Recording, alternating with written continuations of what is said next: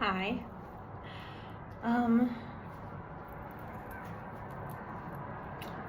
Good evening. And oddly, I feel compelled to say Happy Sabbath, Shabbat Shalom. Wow, I got like real busy all of a sudden as I started telling everyone things. I'm gonna leave it in there. I'm gonna let the chaos reign. Usually I would stop the video and then start again, but no. We're still here. Happy Sabbath, Shabbat Shalom, and Happy Ramadan Eve is what I was trying to say. Let's get into it. I believe, I'm a little bit trifling. I have the audacity to do moon magic, but I actually don't remember when the new moon is happening, if it's tonight or tomorrow night, but happy new moon to those of you who pay a lot more attention than I do. And, yeah, just hell yeah to that. And, it is super weird that it's just like I picked the one time that it's not that busy and like every loud noise imaginable is happening right now. That's so interesting. So I'm channeling the fact that there's some chaos in your life, what's new? If you're a chaos god, there's always something lurking. So we're pulling from the Moon Magic deck, but also from my Inner Child Oracle. So, let's see, 2, 3, 4, there's 5 cards here. A lot of like moon stuff and I know that sounds crazy for like a moon magic deck, but like just specifically it seems interesting. And I'm gonna go ahead and pull from this one in front of you so that you can see whatever it is that I'm pulling. Sometimes like something will get pulled out and then I'm like, I have a feeling already what's gonna be happening. And I love those moments, I truly do. So I will show you the cards that we have. The first one is Moonflower. The second one is Full Moon. The third one is Wolf's Moon. The fourth one is the Toad. And the fifth one is Moon Dust. And then this one is Self-Care. And there's a lot of cats on here, which like I've seen a lot of like cat stuff come up today. So cats could be significant for somebody. Like there's a lot of cats in this, even though it's like Benny Blue, but there's a lot of cats here. And I just like watched a video of a random person talking about like how you should be more like a cat, and like how you should be more like nature, and just being. So I'm curious what these moon cards are gonna say. Well, let's get into it. Number 18, our first card is number 18, Moonflower. We read from the manual. This one says, blooming, growth, accomplishments. This is the card of personal growth, and it indicates that a time of blossoming is about to begin. It could mean that you take on a new challenge or hobby, or that you become more self-aware, more emotionally intelligent, and resilient. Whatever the external circumstances might be, whatever the catalyst, Moonflower is here to encourage you to open up and show your brightest, boldest colors to the world. Now is not the time to hide away and stagnate, or to stay closed up and tight as a bud. Now is the time to turn your face to the light and drink in that which nourishes you. It's like twisted up and that annoys me. Where are you? Yes, growth can be painful at times,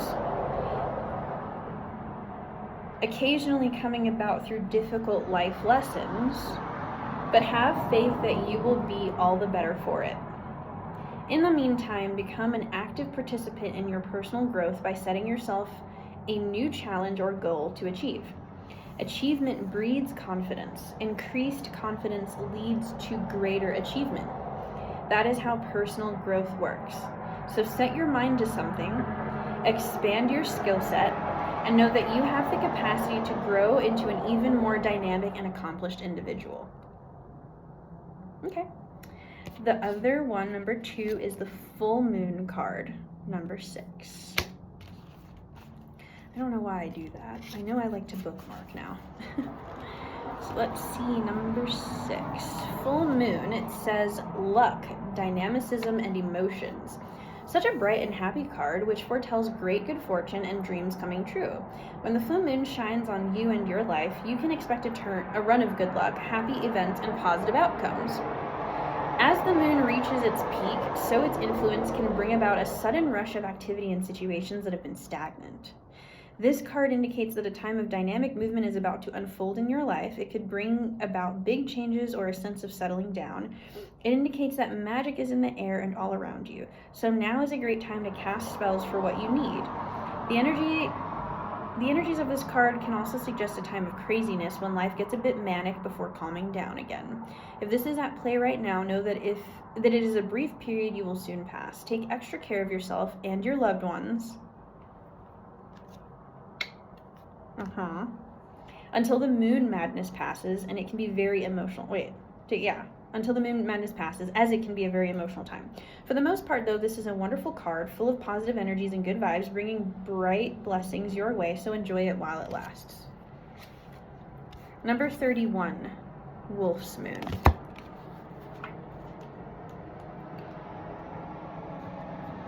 It says communication and confidence and needs. Have you ever felt like howling at the moon, believing that this is the only way anyone will listen to you? This is the card of communication, and when it comes up in a spread, it is asking you to speak up, speak out, and make yourself heard. Just as one wolf howls to another, it is time to raise your voice and sing out your wishes, dreams, and desires. Raise your concerns, talk about your feelings, ask for what you want, and use your voice to get your needs met. Why am I getting so mad at all the noise? What is more, this card is encouraging you to become more of an alpha in your life. It is no longer enough to simply follow the pack. Now is the time to take the lead and make suggestions for positive change. Even a lone wolf howls at the moon from time to time, eager to find a mate and start a new pack. Do not be afraid to build a new pack if the old one is no longer serving you. It might be time for you to move on, but you won't know until you begin to speak up for yourself, so be prepared to make yourself heard. Number 34 is the next one. That is the Toad card. Value, truth, acceptance. As a creature of the twilight hours, the toad is most comfortable hiding in the silvery mists of dusk and dawn. He shuns the bright light of full day, preferring to conceal himself away in the shadows. When this card comes up, it is reminding you that beauty is within and that you should not hide your unique beauty away for fear of a judgmental society. It is also asking you to not judge others on appearances alone, for they can be deceptive. Take people for who they are, not how they present themselves.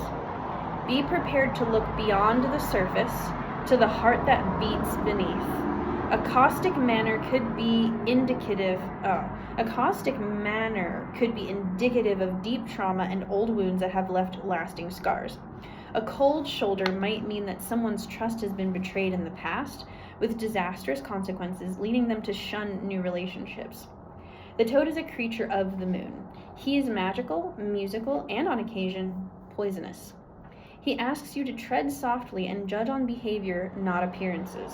Look beyond the scars life has left behind and learn to see the inner beauty within yourself and others. That is the message of this card. And then the last one is number 40, Moon Dust.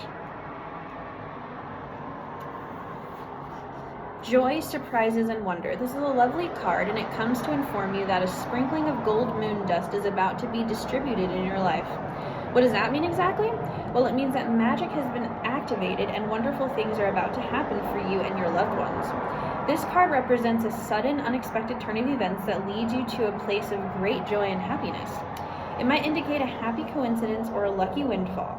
It is a nice card for those who are feeling a little jaded and in need of a pick-me-up. It will reignite your sense of wonder and awe at this magical world we live in.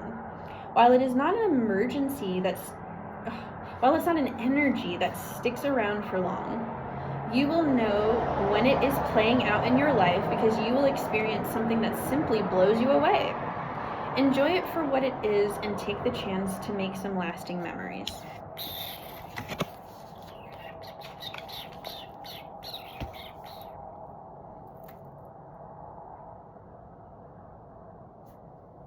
Why do I...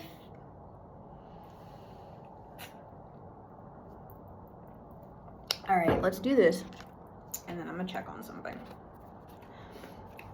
Inner Child Oracle, number 38, self-care.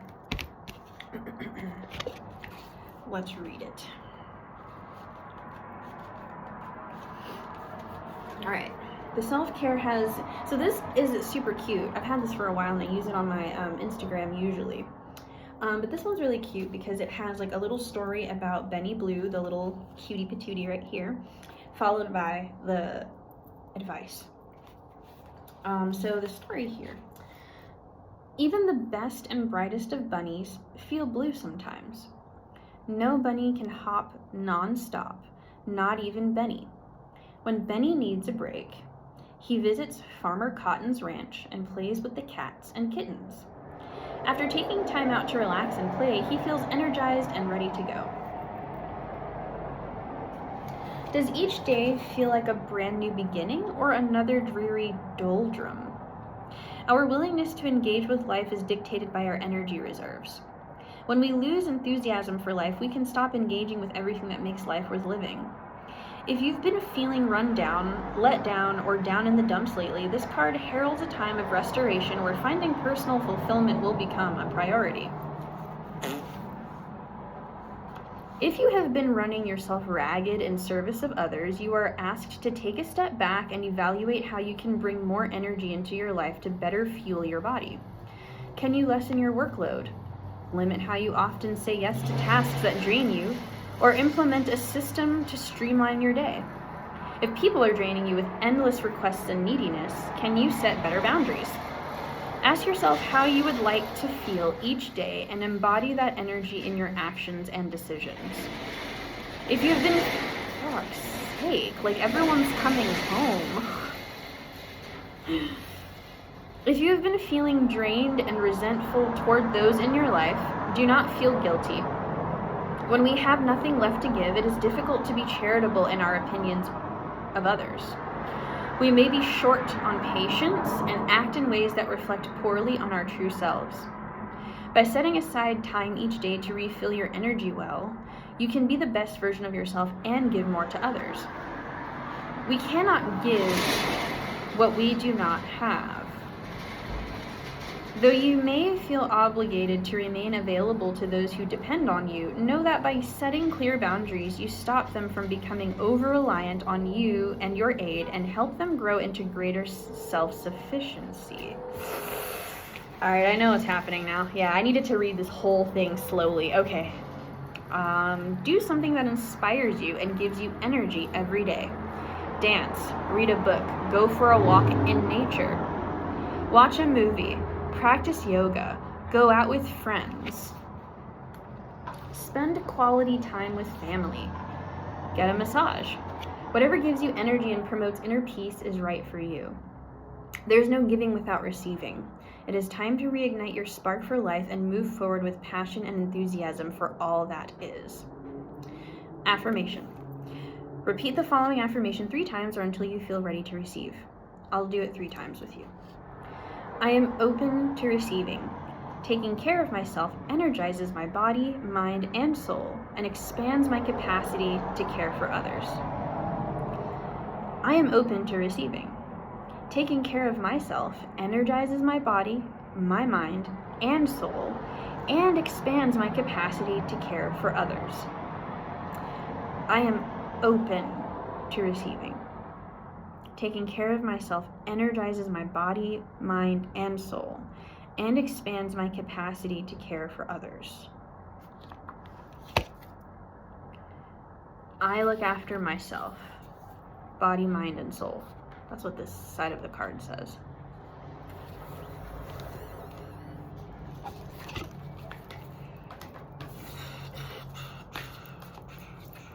I don't see the point in keeping that card around, actually. It said exactly what it needed to. But, for some reason,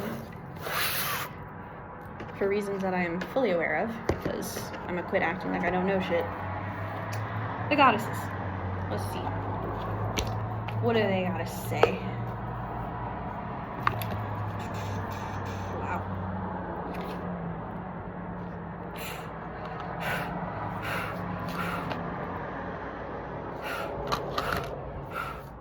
These are intense. I knew it. I knew it. Okay, I knew it. All right. I had a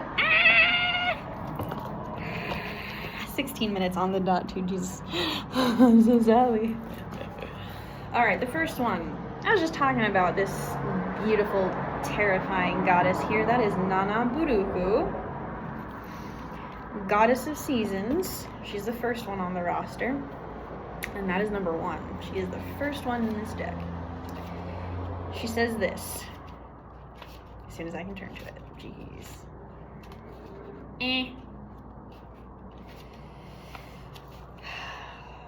Nana Buluku is the Most High, Supreme Being, primordial mother, grandmother of all the Orishas, and Dahome's wise woman, herbalist, and healer. Guidance, you have entered a new cycle that is very old. Allow yourself to become present. Trust in divine timing. Don't be in such a hurry. There are no shortcuts here. Embodiment, are you ready for a new beginning? You are in or entering into a new season that will force you to evolve. This is a time of major transition. You are not stuck. You are holding on to old patterns. Change can be terrifying. Allow yourself to be mentored. When you choose a new path, you are ripe for self-sabotage. A commitment test from the universe may pop up to delay this new pathway. Stay the course. Your time is now. Declaration, I am limitless.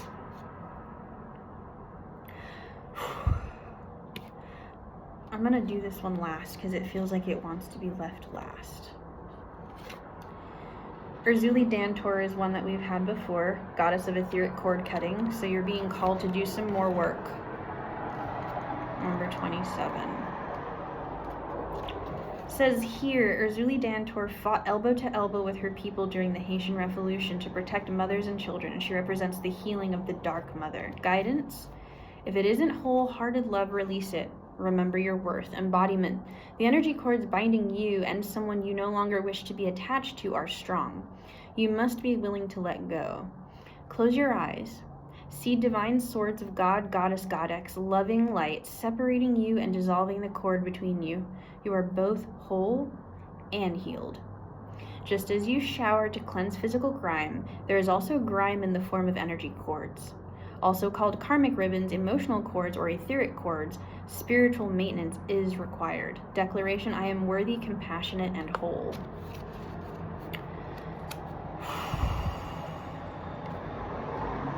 Allah, goddess of grief.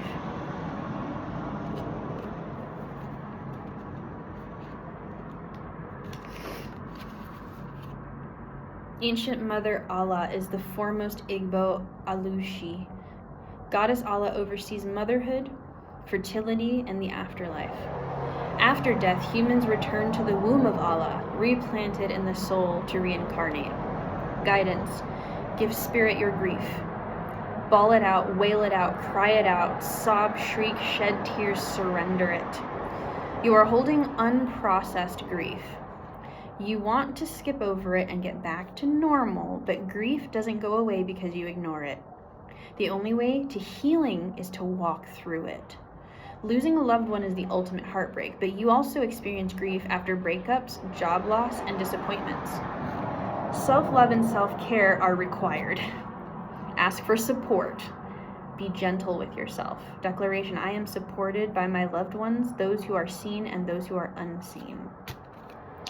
And number 28, Umbokomu, is the last one, and that one is Goddess of Soul Forgiveness. Which is why I took a minute, because I think I know what's happening and it's making me a little bit emotional. For the Ngombe Bantu, Goddess Umbokomu was the first woman. Her father, Onkongo, the cranky supreme god, put Umbokomu and her loud children in a basket and dismissed them to earth. Guidance: who do you need to forgive? Let it go and reclaim yourself. Forgiveness is a gift of freedom for you, from you. Embodiment: you can't rush forgiveness. You have to feel it to heal it. Feel the pain, hurt, grief, rage, and despair. Take time with your heart. Forgiveness is a higher vibration, frequency, than the pain you must allow yourself to feel. Unforgiveness colors your world with lack, mistrust, and resentment. You start to see everything through victim-colored glasses. But forgiveness does not have to include reconciliation. Start with self-forgiveness. Say out loud, I forgive myself with love. Declaration: I forgive and free myself, and I forgive and free others.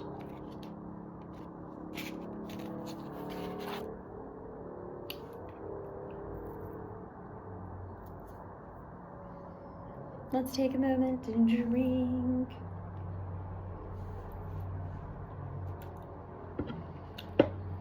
Yeah, okay. That's what I thought. Babe, honey, my love, here's the thing.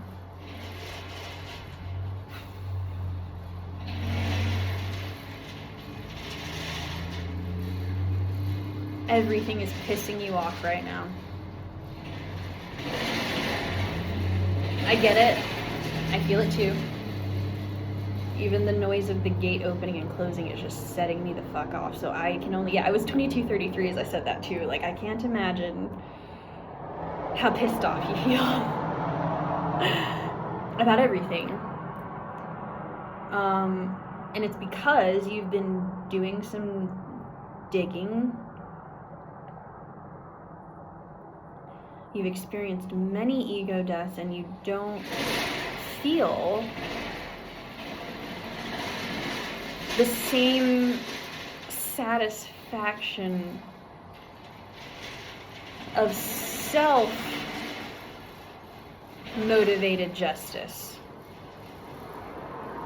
Now that you have chosen, even a little bit, to trust in a bigger divine justice.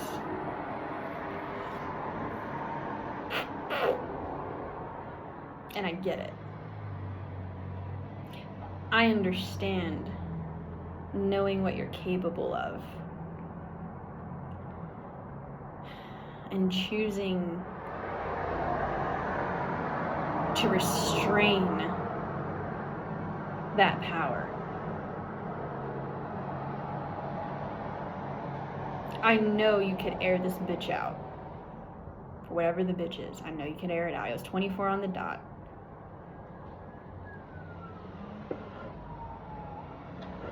And you're fucking pissed. Because the universe is asking you to do the one thing that feels powerless as fuck, and that is to forgive yourself and others,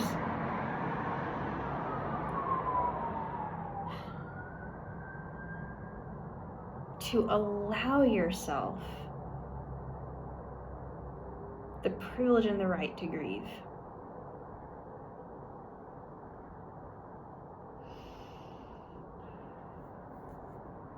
And to not act.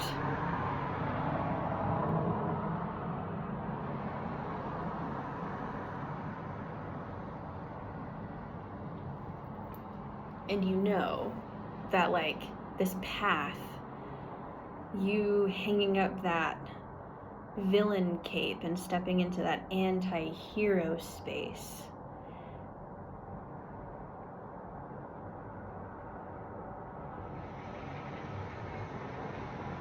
I can only imagine how Kendrick felt, actually. I've been thinking about him lately. I can only imagine how that must feel when someone, like, fucks with you so hard and you know what you're capable of. The interesting thing is that, like, I grew up in an era where, like, if rappers had beef, they, like, you don't know who's gonna live after that. That's what I came from. Like, Tupac, Biggie, Snoop, like, I came from that arena. And so what Kendrick's major display of power really boiled down to was he leaned on his power, he leaned on his community, and he elevated the voices that had been silenced by the same predator that was trying to come after him. Because what predators don't know, I feel like I'm talking to chaos gods that know predators intimately, and it's not necessarily because you're a predator, but because you see people preying on you, and you have the insight to clock it and change it, but your power source is chaos. You were given chaos energies. And I get it. I get it. It's really hard because it's just like, wow, I could really air this bitch out. Like, I could really, here's the thing. Chaos gods forget how important collaborative work is sometimes because they're imbued with so much fucking power. There's so much power. You really could air this bitch out. You could do it. But you're also literally sitting right next to the divine, drawing from the divine power source of balance. And so now you have to exercise your ability to remain balanced despite the chaos that exists deep within you that you know you could use expeditiously if you wanted to. Problems? What's that for a chaos god? What problems? I am the fucking problem. I get it. I don't seem like I do, but, like, I do get it. And I do get it. I get it.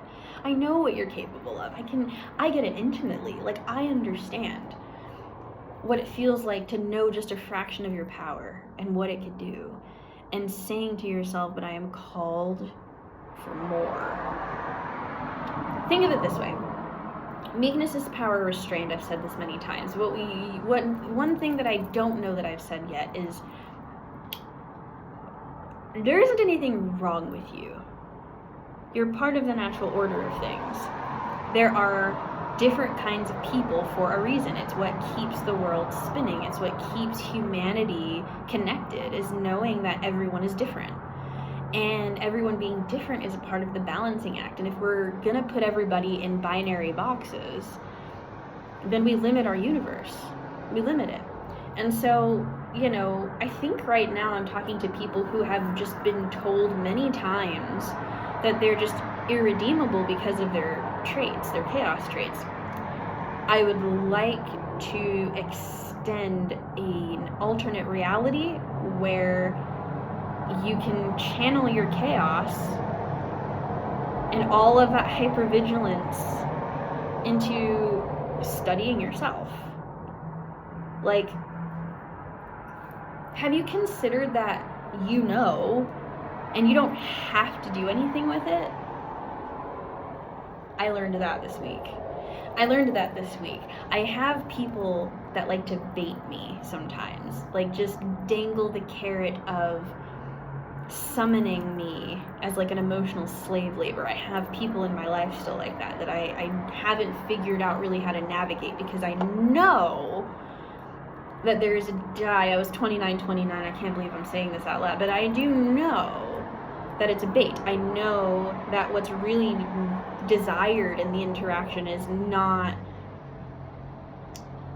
it's not an even exchange. I am being summoned for emotional slave labor. I am supposed to sit in misery with others because they do not know how to do the self-care work that they need to do to be calibrated and able to handle their own life. And so I'm assuming you have a lot of people like that. And you want to like go off because you don't like being manipulated. Because it's not straightforward. They're not saying, hey, I just want you to do A, B, and C for me. They're being chaotic, and they're trying to use chaos energy of disruption, disturbance, disorientation, confusion. They're trying to call on the part of you that used to be self-sacrificing. Because you went through a phase where you realized your chaos energy and then overcompensated into chronic people-pleasing or chronic self-abuse. And now that you're out of the chronic self-abuse, you're angry as hell because you're like backlogged information about people fucking you over is just pissing you off. So you have the trauma of realizing how much people raped your resource. And also, some of them same people are still in your life trying to do more of that shit. I get it. I'm sorry. Here's the thing. Just like these last cards said, the goddesses made very, very good points here. It said here, was it? No, it wasn't Allah. I think it was Makomu. Was it? Why do I keep dropping these cards? Oh my goodness. One of them in here was talking about it teaching others, or maybe that was Benny Blue. That's what I get for putting it back. But one of them was literally saying, like, you should, the more self-care you do for yourself, just by living that lifestyle of putting yourself first, and being very clear about your boundaries and not allowing people to bait you into chaos. Just by standing on that alone, just by saying, hey, listen, like, be clear about your intentions or I will not play game. My life is not a game. And that's kind of how I feel like you're feeling. My life is not a game. You're agitated, you're pissed off, you see the bullshit, you see the manipulation happening, even in the tiny ways, you see it and it's making you angry, and I get it, but the best revenge in this moment is not to play into it. Because I'm not gonna lie to you, sometimes people will try to manipulate you into their misery space so that they can project their misery onto you, infect you with their misery, and then try to say that you're part of a problem later on. Because they can't be the only one miserable in this dynamic. That's not true. Your new perspective is that they are allowed to be as miserable as they want to be, and you are allowed to be as happy, balanced, and whole as you choose to be. You get to. And the first act of defiance against this system of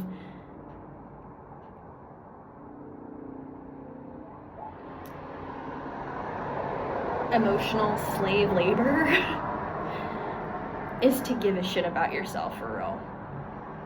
And yeah, 33, as I said that, you are not, you're using like almost this idea of how awful you've been.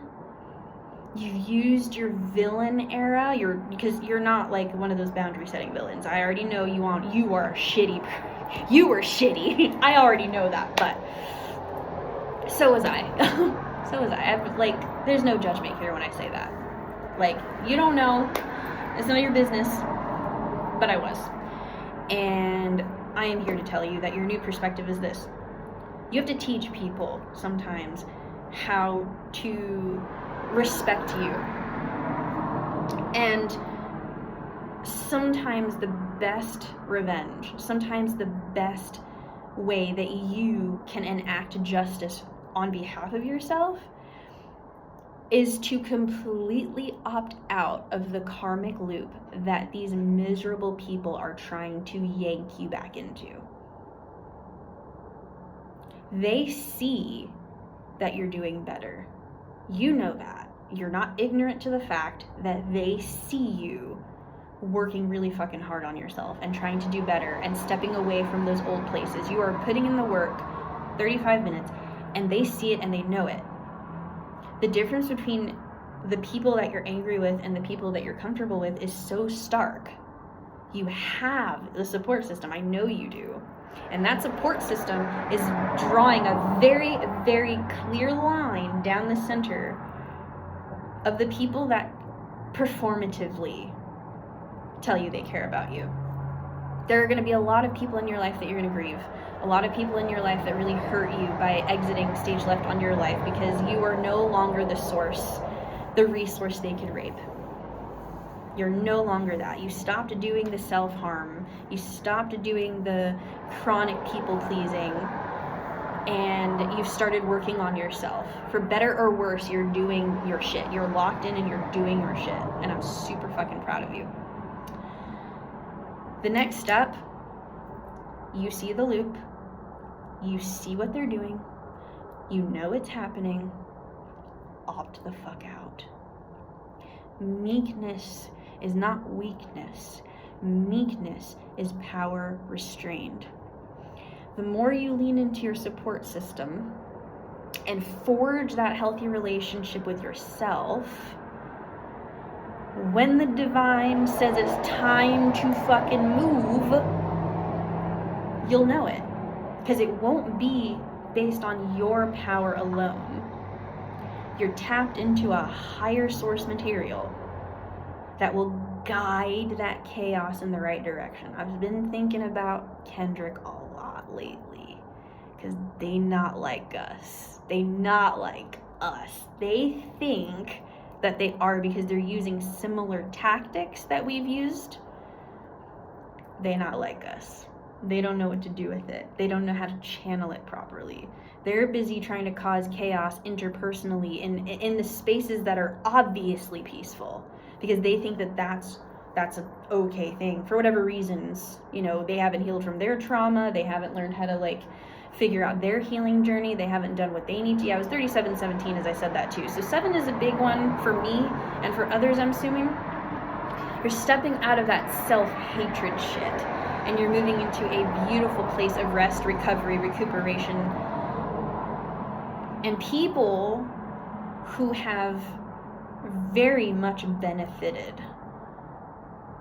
from your endless well of resource are seeing now that they do not get to just take, and they're pissed about it, and they're trying everything in their power to make you the problem. And I want you to understand, yes, you see it, no, you're not crazy, and no, you don't have to engage. Don't do it. Don't stoop. You're a chaos god, a god, a goddess, a godex. You are divinity. Down there, where they're trying to pull you into that miserable, nasty space that they're in their life, and them trying to yank you down with it any way that they can, that's a them problem, babe. Yeah, you did your shit. First, you gotta forgive yourself. Then you can start asking people that you feel like you've wronged for forgiveness. Or they can hold you accountable when you emerge, and you can hold yourself accountable and get forgiveness. Or not. Forgiveness is for the person, the individual, not the world. So forgive yourself. You fucked up. Live your life better. Do better. And you know how. That's why I'm shaking my fucking finger at you. Do better. And then remember who the fuck you are. Divinity. Because you're bigger fish. I feel it. We're in a very spiritual time. There are like 7 planets aligning, closest time, like the closest we've ever seen. New moons, Ramadan. So we're in a high holy time for some of us. Doing holy fasting, and charity work. We're supposed to be going out into the community during Ramadan, I believe. I don't know much about it, but fasting and purging, resetting. So like, we're in a divine space. The sky, the stars, the moon, the sun, the planets. Pause.